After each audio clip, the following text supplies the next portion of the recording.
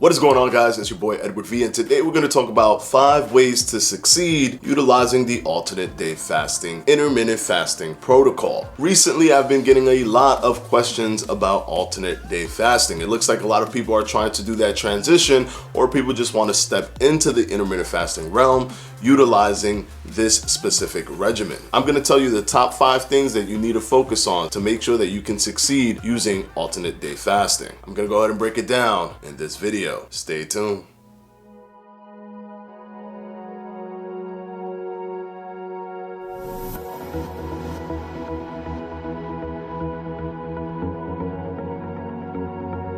Quickly before we start, this video is brought to you by Flex Pro Meals. If you want to take counting calories out of the equation and you don't want to focus on that, Flex Pro Meal has you covered. They have gourmet chefs who make amazing meals. You can select any meal you want from the menu, and they even have a special keto menu that you can select from as well. The foods are already pre-cooked, sent to you, and they show you the macro breakdown of every meal. All you got to do is heat it up and you'll be all set. And remember, guys, to enter the promo code FLEDGE20 so that you can get 20% off your entire first order. Now let's go ahead and jump right into the video. Just so that you understand what alternate day fasting is, it's when you eat one day but not the next, and then you eat the following but not the next, and so on and so forth. So if you eat on Monday, you wouldn't eat on Tuesday, and then you'll start eating on Wednesday. So this can make you have a timing of fasting for about 36 to about 48 hours. So please keep that in mind. And also, I never recommend anyone go above 48 hours due to the limited studies that we have after the 48-hour threshold. Staying within the range of the studies that we have so far means staying below 48 hours. And with that being said, we move on to number 1, easing your way into the alternate day fasting method. Now this applies to those who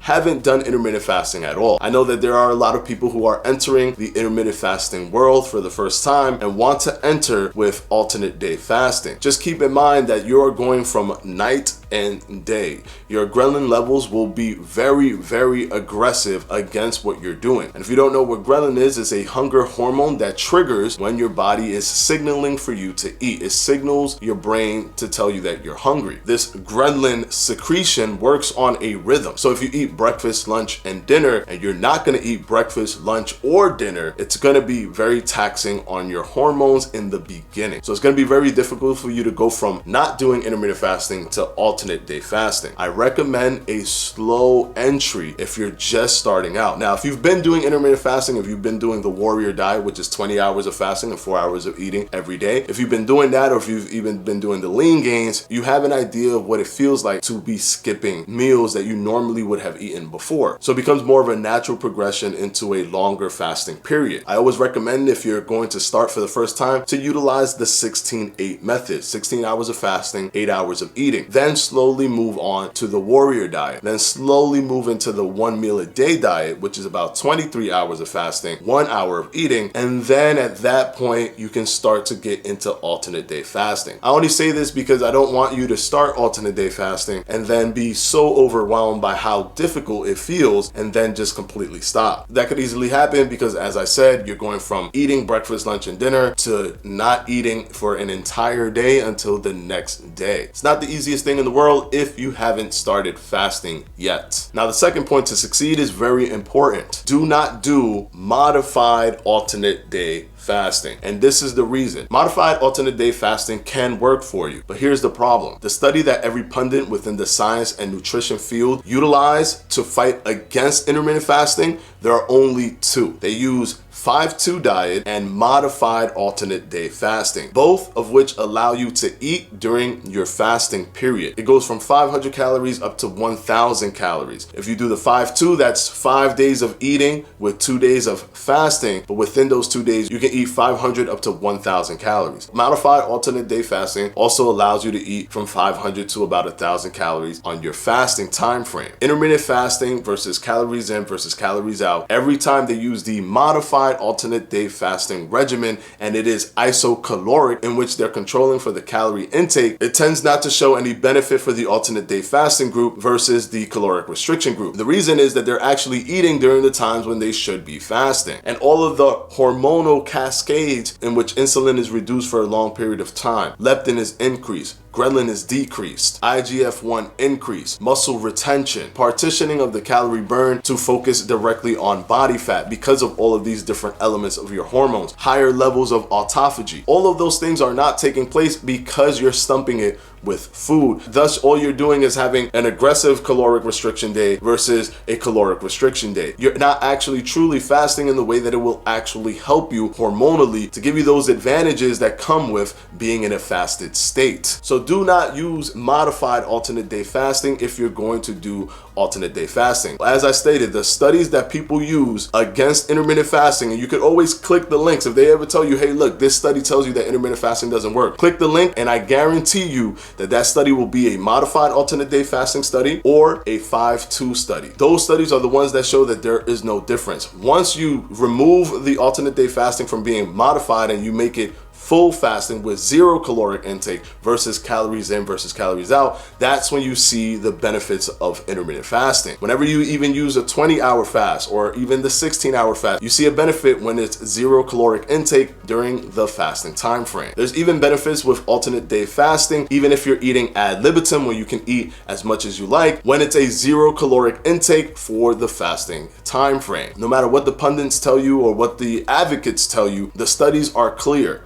Do not use a modified alternate day fasting method. Use a full alternate day fasting method. Yes, you can take in things like black coffee, 0-calorie drinks, all those different things, water, sparkling water, whatever you want to do, but just make sure that you're not taking in any calories during the fasting time frame. Now let's go ahead and move on to number 3. Have flexible fasting days. Alternate day fasting is the most aggressive way to tackle intermittent fasting while still being within the realm of all of the studies that we have out there. This allows you to keep your insulin down for the longest period of time where it will be effective, where you're not going above this limit where you start to get diminishing returns. But with that being said, the long-term aspect of it makes it that much more difficult. So try to do a 5-2 setup somewhat in reverse, in which you do Monday through Friday alternate day fasting, but use Saturday and Sundays to do an intraday fasting system. Something maybe like the warrior diet, 20 hours of fasting, 4 hours of eating for Saturday, and warrior diet for Sunday, or the lean gains diet, 16-8 for Saturday or 16-8 for Sunday. Or make sure that you don't deprive yourself on a Friday or Saturday. If you want to go out or do something with friends, go ahead and do that. Just try to use some type of intraday intermittent fasting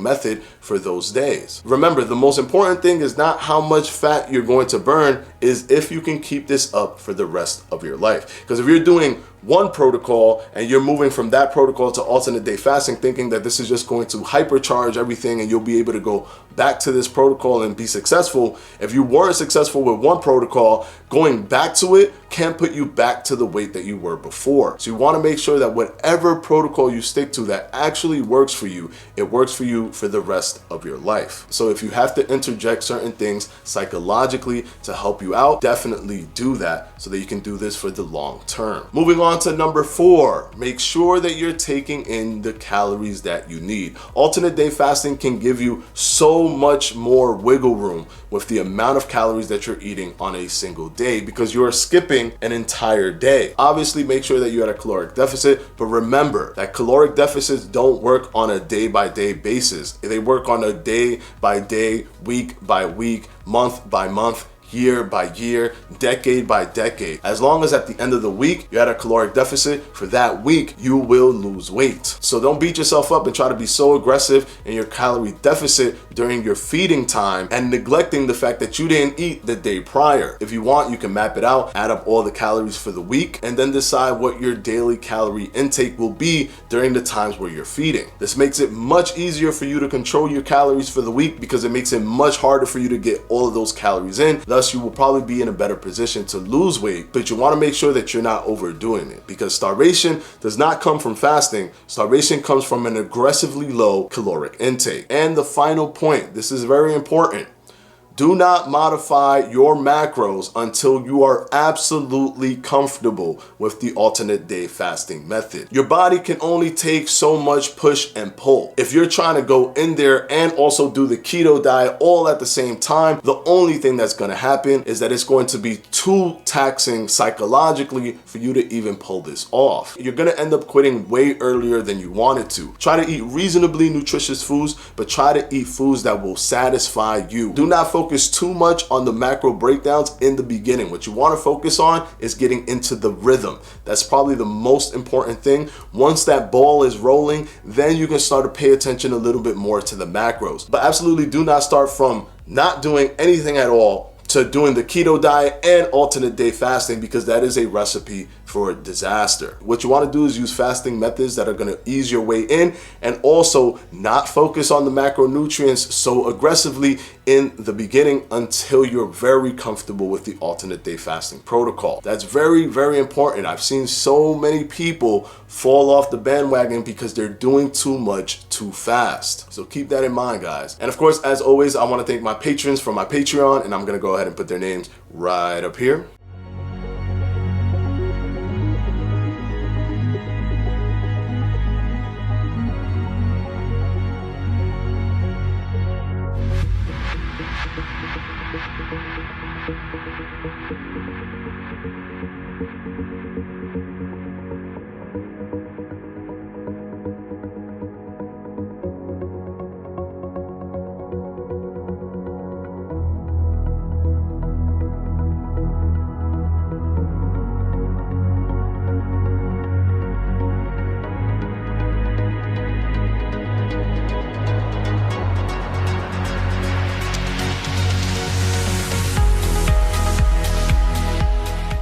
And as always, guys, I'll see you on Sunday for another FAQ. Peace!